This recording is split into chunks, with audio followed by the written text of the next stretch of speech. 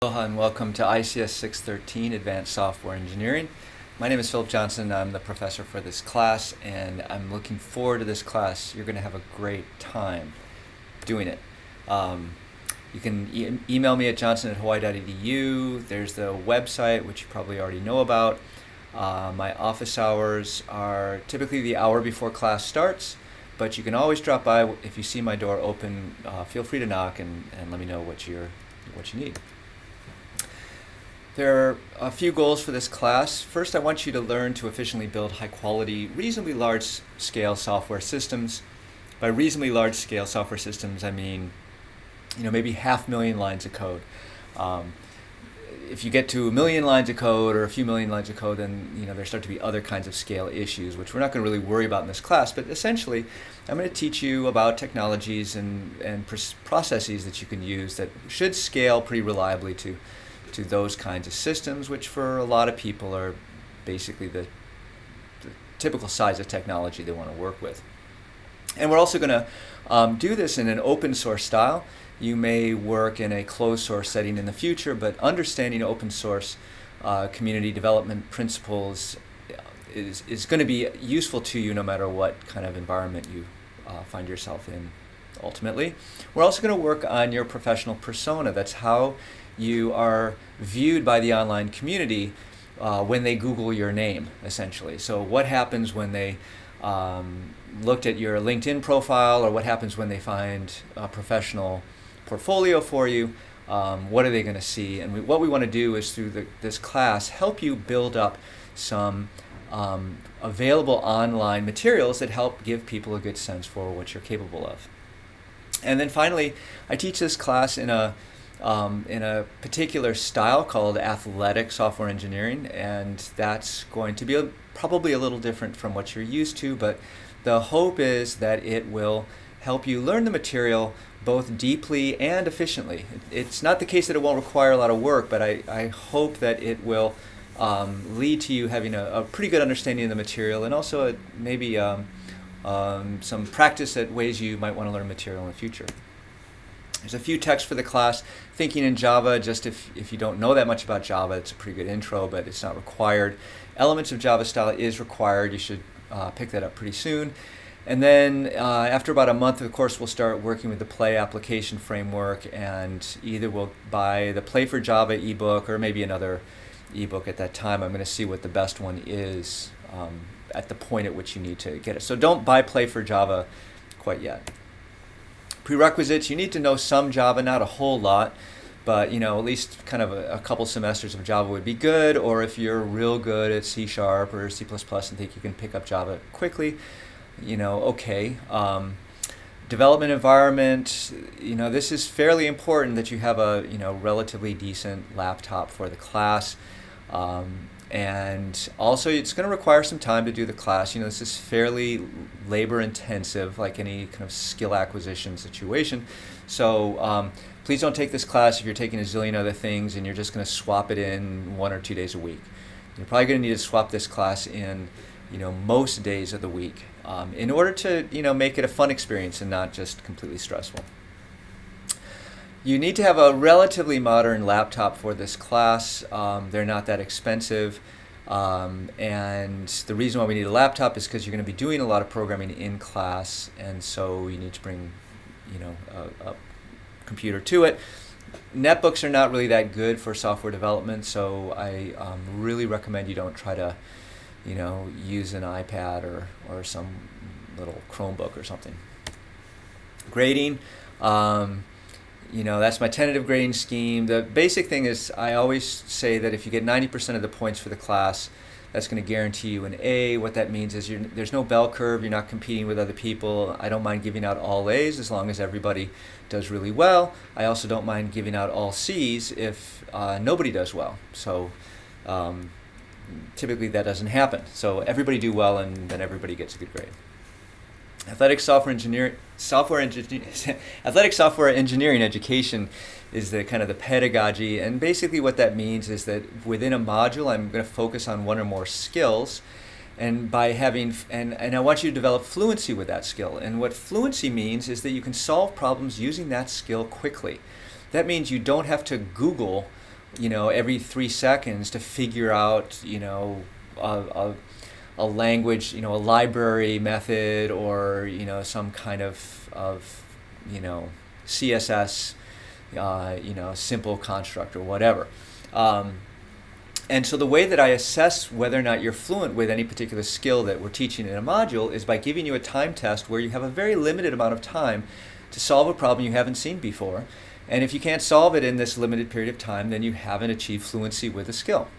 It's pretty simple. And if you don't achieve fluency with the skill during the assessment, then you get no credit. It's kind of almost a binary thing. I mean, sometimes you get partial credit, but if you don't finish the problem correctly, in the time that's required, then you just get 0 credit. And it's my responsibility as an instructor to give you the appropriate kinds of practice materials that you can work on, such that if you complete those exercises in a fluent amount of time, then you should be well prepared for doing the assessment and completing it successfully. Also, we'll be writing a lot in this class.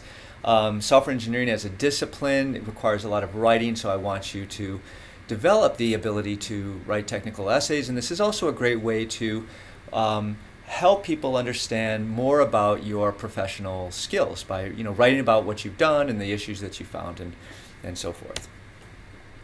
So this leads to the whole idea of a professional persona, which is kind of going to be a combination of the technical essays, a professional portfolio, which you will build at the beginning of this class and then maintain throughout, the source code that you develop that you'll publish in an open source style, and then any participation that you make in professional social networking sites. So everybody has their Facebook, or not everybody, but a lot of people have Facebook page and Twitter and blah blah blah. What I'm trying to focus on is your professional persona, not your kind of informal extracurricular persona. Collaboration versus cheating. The basic idea here is I want to encourage collaboration.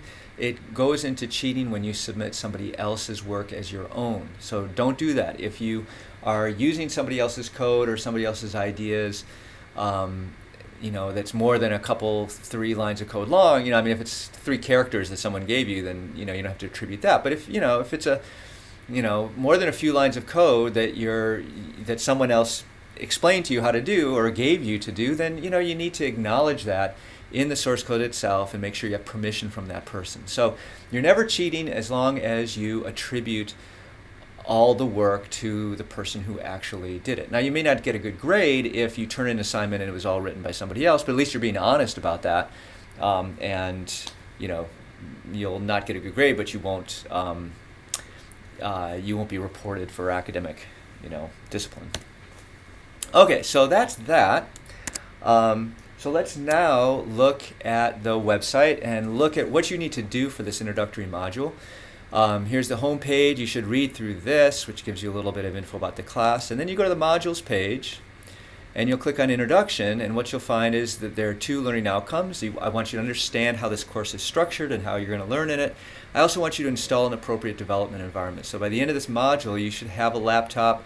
It should be set up for success in this class. There's about 10 readings for this class. Well, 9 readings, the screencast you're watching right now, so you're done with that. But you should read about grading, about athletic software engineering. I have some, online references, which I think are general about the act of learning to program and being a developer and pursuit of excellence. Please read through those. Programmer dress code is optional, but I thought it was kind of funny. And then we have these experiential learning. This is the the equivalent of homework assignments. Okay, so you have readings, which are kind of passive learning, and then experiential learning, which is more active things. So one of them is to get the books. There's no due date on that one, but as I said before, you should have the books prior to the module in which they are covered. So you've got a couple weeks before you need the elements of Java style. You don't need the play book for about a month, and the Java book you only need if you need to refresh your ideas on Java. This is just kind of a recap of having appropriate hardware and appropriate operating system. There's this guy with 2 L's in his name that always gets email from my students because you guys are misspelling my name. He gets kind of irritated, so try to spell my name correctly, or better yet, don't use my Gmail account. Just send it to me at johnson@hawaii.edu. And always bring your laptop to class every day because, quite frequently we're going to be using it.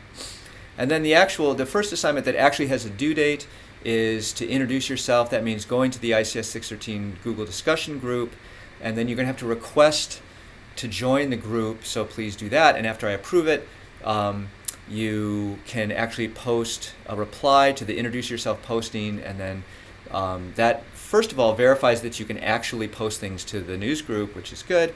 Secondly, introduces yourself to other people in the class so they can get to know you. To find out when that's due, I say this experience must be completed by the time and date indicated on the schedule page. So go to the schedule page, and then if we go forward to January, what we can see is this assignment E03, Experience 03, is due at 9 p.m. on January 14th. Okay, so please make sure that you have actually posted by 9 p.m. on January 14th, and that requires you to actually request an invite to join, on the 12th or 13th, so that I actually have time to see that you've made this request and put you into the class so you can complete the assignment. Okay, so I think that's all you need for this introductory module. There's a fair amount of reading, but it's pretty light, and I look forward to seeing you all in class and having a lot of fun with this. Aloha.